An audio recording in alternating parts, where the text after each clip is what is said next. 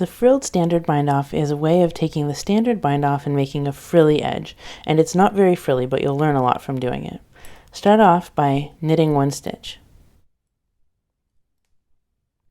Now, knit the first stitch on the left-hand needle, but don't remove the loop off the left-hand needle.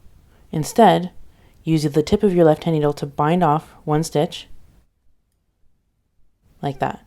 Now, knit again into the same loop on the left-hand needle, removing the stitch this time off the left-hand needle, and bind off one stitch. That is the sequence. Knit into the first stitch on the left-hand needle, but don't take it off the left-hand needle.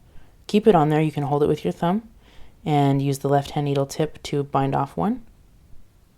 Knit again into the loop on the left-hand needle, take it off the left-hand needle this time, and bind off again.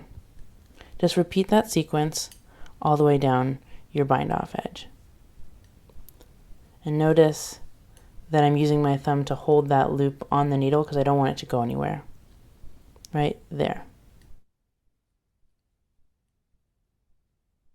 So it's a little bit slow because each stitch has 2 steps instead of 1. Knit and bind off. But this is a very useful bind off for a few reasons.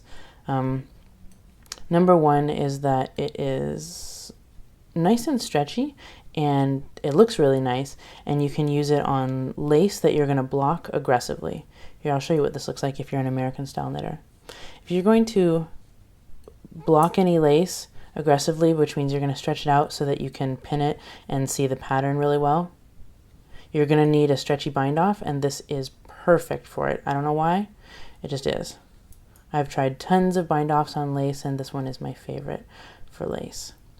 It's sturdy, it kind of matches the wrong side of a long tail cast on, and if you block it by itself, and if you're just doing it on like stockinette stitch and you're not doing it on lace, you can make it a little bit frilly. I'll show you how to do it. Alright, last one. Just use your thumb to keep that loop on there.